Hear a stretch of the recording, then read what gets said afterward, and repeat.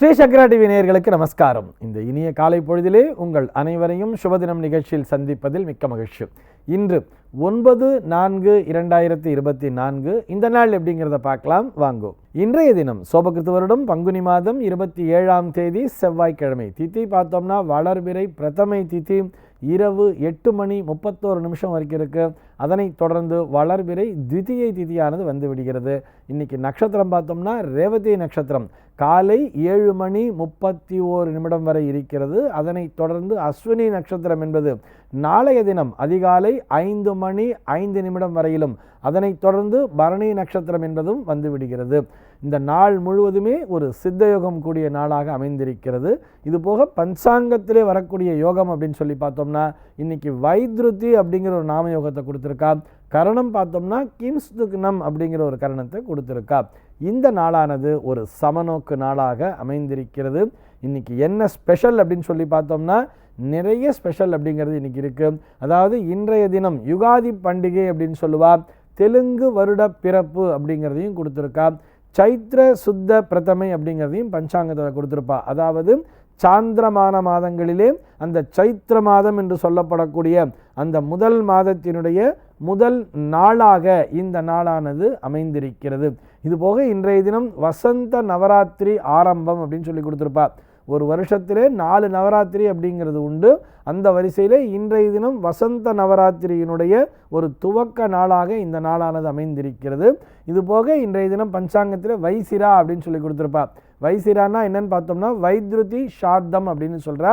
அதாவது இன்றைய தினம் வைத்ருதி நாமயோகம்ங்கிறது இருக்கிறதுனால இந்த வைத்ருதி ஷார்த்தம் என்று சொல்லப்படக்கூடிய, அதாவது ஒரு வருடத்திலே 96 நாட்கள் முன்னோர் வழிபாட்டிற்குரிய நாட்களாக இருக்கிறது. ஷண்ணவதின்னு சொல்லுவா.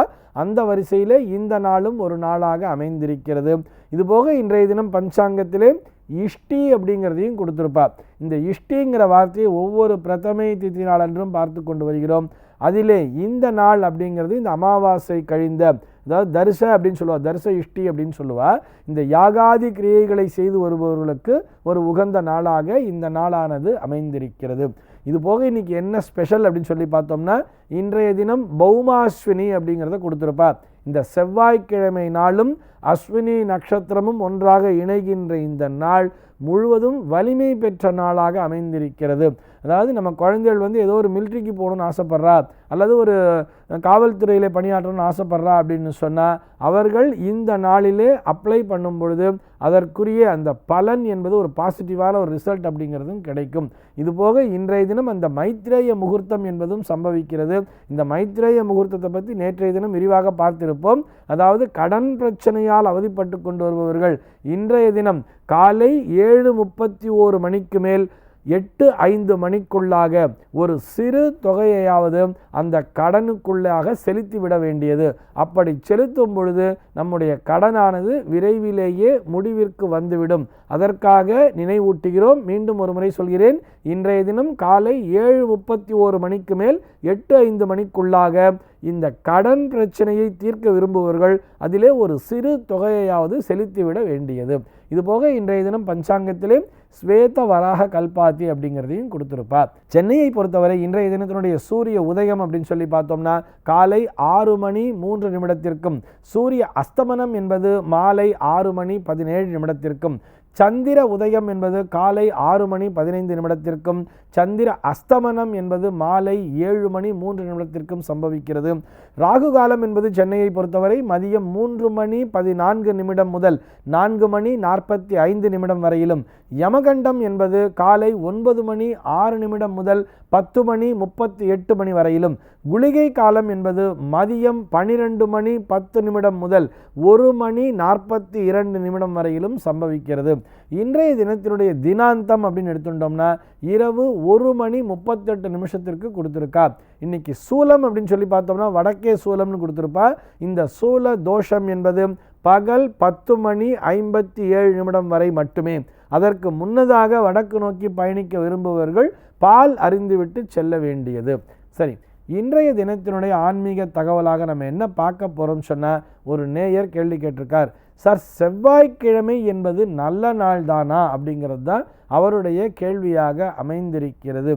நிச்சயமாக நல்ல நாள் தான் என்பதை அவருக்கு அடித்து சொல்லலாம். அதனால்தான் செவ்வாய்க்கிழமை நாளை எப்படி சொல்கிறா அப்படின்னு சொல்லி பார்த்தோம்னா மங்கள வாரம் அப்படின்னே சொல்கிறா இல்லையா. செவ்வாய்க்கிழமை பார்த்தோம்னா இந்த வார நாட்கள் 7 நாட்களிலே அந்த வெள்ளிக்கிழமைக்கு அடுத்தபடியாக மிகவும் முக்கியத்துவம் கொடுக்கக்கூடிய நாளாகவே அமைந்திருக்கு இல்லையா. செவ்வாய் வெள்ளிக்கிழமை நாங்கள் இதை பண்ண மாட்டோம் அப்படிங்கிற மாதிரியும் சொல்லுவா பார்த்துருக்கீங்களா. அதாவது வெள்ளிக்கிழமை நாள் என்பது எப்படி அம்பிகைக்கு மிகவும் சிறப்பு வாய்ந்த நாளாக பார்க்கப்படுகிறதோ அந்த அளவிற்கு செவ்வாய்க்கிழமை நாளும் முக்கியத்துவம் கொடுக்குறோம் இல்லையா. இப்படி யோசிச்சு பாருங்களேன், வெள்ளிக்கிழமையில் காலையில் ராகுகால நேரத்தில் இந்த 10:12 அந்த ராகுகால பூஜைங்கிறத மேற்கொள்கிற மாதிரியே இந்த செவ்வாய்க்கிழமை நாளிலும் மத்தியானம் இந்த 3-4 போய் ராகுகால பூஜைங்கிறத பண்ணுறா இல்லையா. துர்க்கைக்கு ரொம்ப விசேஷம் அப்படிங்கிற மாதிரி அந்த வெள்ளிக்கிழமைக்கு அடுத்தபடியாக செவ்வாய்க்கிழமை நாள் என்பது மிகவும் முக்கியத்துவம் பெறுகிறது. இதுபோக இந்த செவ்வாய்க்கிழமை நாளில் மௌன விரதத்தினை மேற்கொள்ள வேண்டும்னு சொல்கிறார். இந்த மௌன அங்காரக விரதம்னே அதற்கு பேர். இந்த செவ்வாய்க்கிழமை நாளில் மௌன விரதம் என்பதை இருந்தால், அதாவது யார் இருக்கணும்னு சொன்னால், எவர் ஒருவர் மன உளைச்சலால் அவதிப்படுகிறாரோ, எவர் ஒருவருக்கு அதிகப்படியான கோபம் என்பது வருகிறதோ அவர்களே இதை உணர்ந்திருப்பார்கள். எனக்கு என்னவோ தெரியல, ரொம்ப கோபம் வருது, யாரை பார்த்தாலும் ஒரு எரிச்சலாகவே இருக்குது, எதுக்கு எடுத்தாலும் அவங்களை அடிச்சிடணும் போல தோணுது அப்படிங்கிற மாதிரிலாம் நினைக்கிறா இல்லையா. இது போன்று அந்த படபடப்பின் காரணமாக அந்த உணர்ச்சி வசப்படக்கூடியவர்கள் இன்றைய தினம் அந்த மௌன விரதத்தினை மேற்கொள்ளும் பொழுது அவர்களுடைய அந்த படபடப்பு என்பது குறைந்து அவர்களுடைய உடலும் ஆரோக்கியம் பெறும். இதனை நீங்கள் ப்ராக்டிக்கலாகவே செக் பண்ணி பார்க்கலாம்னு சொல்கிறோம். இது போக இன்றைய தினமே எடுத்துக்கோங்களேன், இன்றைக்கி ஒரு பௌமாஸ்வினிங்கிறது எவ்வளோ சிறப்பாக சொல்லியிருக்கா. அதே மாதிரி மைத்ரேய முகூர்த்தம் அப்படிங்கிறது சம்பவிக்கிறதுங்கிறா. இந்த செவ்வாய்க்கிழமை நாளில் போய் நீங்கள் அந்த வாங்கின கடனில் ஒரு சிறு தொகையாச்சும் கொடுத்துட்டோம்னா அந்த தொகையானது வெகு விரைவிலேயே அந்த கடன் பிரச்சனைங்கிறது தீர்ந்துவிடும். நமக்கு அந்த கடன்லேருந்து நம்ம விடுபட்டுடுவோம் அப்படிங்கிற மாதிரி எவ்வளவு சிறப்பு வாய்ந்த ஒரு விஷயமாக இன்றைய தினம் சொல்லப்படுகிறது. இது வேறு எந்த கிழமைக்குமே இந்த சிறப்புங்கிறது கிடையாது. அதே மாதிரி தான் செவ்வாய்க்கிழமை நாளில் முடி வெட்டுறது கூடாது, நகம் வெட்டுறது கூடாதுங்கிற மாதிரிலாம் சொல்லி வச்சுருப்பா. எப்படி வெள்ளிக்கிழமையில் நம்ம இதெல்லாம் செய்ய மாட்டோமோ அதே மாதிரி செவ்வாய்க்கிழமை நாள்லையுமே செய்யக்கூடாதுன்னு சொல்கிறா. உண்மையை சொல்ல வேண்டும் என்று சொன்னால் நம்முடைய தர்மசாஸ்திரம் வெள்ளிக்கிழமையில் முடி வெட்டக்கூடாதுன்னு சொல்லவே இல்லை. இது நம்முடைய ப்ராக்டிக்கலாக நம்ம ஒரு சம்பிரதாயப்படி கொண்டு வந்துட்டோமே தவிர நம்முடைய தர்மசாஸ்திரமானது சனிக்கிழமை நாளிலும் செவ்வாய்க்கிழமை நாளிலும் தான் முடி வெட்டக்கூடாது, நகத்தினையெல்லாம் வெட்டக்கூடாது அப்படின்னு சொல்லி அடித்து சொல்கிறது. அந்த அளவிற்கு மிகவும் முக்கியத்துவம் பெற்ற நாளாக இந்த செவ்வாய்க்கிழமை நாளானது பார்க்கப்படுகிறது. இன்னும் ஒரு படி மேலே சொல்லணும்னா இந்த நார்த் இந்தியாலாம் பார்த்தோம்னா செவ்வாய்க்கிழமை நாளிலே திருமணங்களை நல்லபடியாகவே நடத்துகிறார்கள்.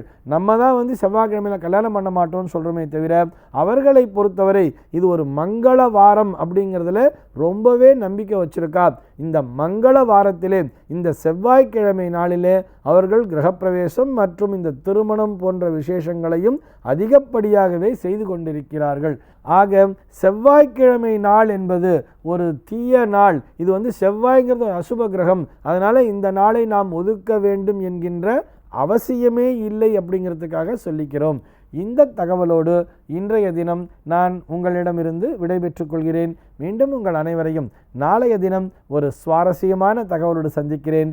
எம்பெருமானினுடைய திருவருளினாலே இந்த நாள் உங்கள் அனைவருக்கும் சுப தினமாக அமைவதற்கு வாழ்த்துக்கள்.